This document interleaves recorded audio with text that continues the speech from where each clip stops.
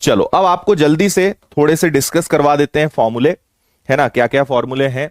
देखो ट्राइंगल हमने ज्योमेट्री में पढ़ा है, जस्ट इसके पहले ट्राइंगल का एक बड़ा ही बेसिक सा रूल है, पता है, 3 भुजाएं, क्षेत्रफल निकालना है 1/2 बेस इंटू हाइट, पेरीमीटर परिमाप निकालना है सभी भुजाओं का योग। अब त्रिभुज 4 प्रकार के होते हैं। सबसे पहला होता है स्केलिन ट्राइंगल, जिसको बोलते हैं विषम बाहु त्रिभुज।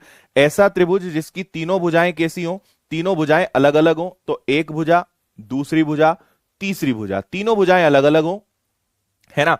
एक को ए नाम दे दो, एक को बी नाम दे दो, एक को सी नाम दे दो।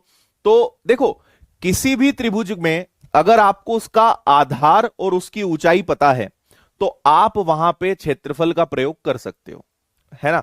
कॉमन फॉर्मूला है सारे त्रिभुजों के लिए, अगर आपको उसका आधार और उसकी ऊंचाई पता है तो किसी भी त्रिभुज का क्षेत्रफल निकाल सकते हो। लेकिन आधार और ऊंचाई ना दिया रहे तो, जैसे मान लो मैं आपको यहां पे तीनों भुजाएं दे दूं, आपको ऊंचाई कहां पता है तो ये फॉर्मूला नहीं लगा पाओगे।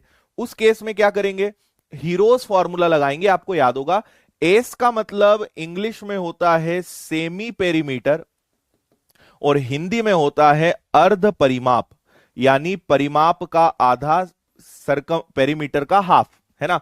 तो तीनों भुजाओं को जोड़ के आधा करते थे, फिर s, s minus a, s minus b, s minus c, इस फॉर्मूले का प्रयोग आप करते थे, है ना। और परिमाप मतलब तो सम ऑफ ऑल साइड्स, सभी भुजाओं का योग। ठीक, बात समझ गए।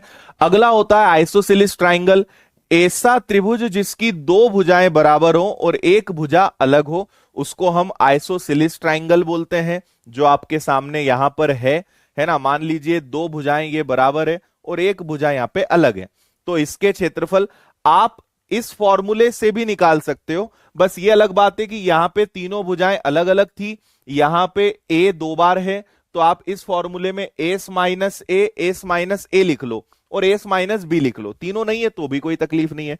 तो हीरोस फॉर्मूले से आइसोसेलिस भी आप निकाल सकते हो, सभी में चलेगा, कोई तकलीफ नहीं है। लेकिन इसके ये भी अलग से फॉर्मूले हैं, लेकिन मेरा सजेशन है हीरोस फॉर्मूले से करना, ज्यादा अच्छे से जल्दी आंसर आ जाएगा और अलग से कुछ याद भी नहीं रखना पड़ेगा, है ना। अगला है आपका इक्विलेटरल ट्राइंगल, जिसको हम बोलते हैं समबाहु त्रिभुज। अब समबाहु त्रिभुज क्या होता है, कर्णी 3/4 भुजा का वर्ग, ऊंचाई क्या होती है √3/2 इंटू भुजा, और परिमाप क्या होता है तीनों भुजाओं का योग। ठीक, इसके बाद आपका नेक्स्ट है समकोण त्रिभुज, राइट एंगल ट्राइंगल, है ना। एक ये कर्ण होता है सबसे बड़ा, फिर ये आपका लंब हो गया, ये आपका आधार हो गया। ये दोनों बराबर हो भी सकते हैं, नहीं भी हो सकते, लेकिन ये हमेशा बड़ा रहेगा। समकोण त्रिभुज में, राइट एंगल ट्राइंगल में कर्ण हमेशा बड़ा होता है। क्षेत्रफल का सूत्र 1/2 आधार गुणा ऊंचाई, आधार और ऊंचाई पता है तो क्षेत्रफल निकाल सकते हो, और परिमाप तो आपके पास है ही, और पाइथागोरस प्रमेय जिंदाबाद। ठीक है, चलिए। अच्छा, इसके अलावा आप याद करिए, मैंने आपको पिछले चैप्टर में अंतः त्रिज्या और परित्रिज्या समझाया था। अंतः केंद्र कौन बनाता है, कोण अर्धक।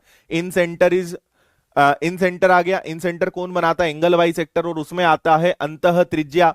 जब त्रिभुज के अंदर सर्कल बने तो उसकी त्रिज्या को अंतः त्रिज्या बोलते हैं, और जब त्रिभुज के बाहर वृत्त बने तो उसकी त्रिज्या को परिवृत्त और परित्रिज्या बोलते हैं, है ना। कैपिटल आर, स्मॉल आर, सब याद होगा आपको। परिकेंद्र कौन बनाता है, भुजा लंब समद्विभाजक, है ना। सरकम सेंटर कौन बनाता है, साइड परपेंडिकुलर बाइसेक्टर। थ्योरी हमने ज्योमेट्री में पढ़ी है, तो वही चीजें यहां पर है। ये आप पहला फॉर्मूला देखिए, ये सब ज्योमेट्री में एज इट इज मैंने दिखाया था आपको। स्मॉल आर का मतलब होता है त्रिभुज का क्षेत्रफल बटे अर्ध परिमाप। त्रिभुज का क्षेत्रफल और अर्ध परिमाप से भाग दे दोगे तो छोटी वाली त्रिज्या पता आपको चल जाएगी। और इसके मैंने आपको 2 डायरेक्ट फॉर्मूले बताए थे कि अगर समकोण त्रिभुज में स्मॉल आर निकालना है, आधार लंब को जोड़ के कर्ण घटा के आधा कर दो। समबाहु त्रिभुज का होता है a/2√3, है ना। और ऐसे ही कैपिटल आर होता है तीनों भुजाओं का गुणा बटे में 4 गुणा क्षेत्रफल, a into B into C upon में 4 इंटू एरिया, 4 गुणा क्षेत्रफल। समबाहु त्रिभुज में क्या करेंगे, समबाहु त्रिभुज में a/2√3, और समकोण त्रिभुज में क्या करते हैं, कैपिटल आर निकालने के लिए कर्ण का आधा,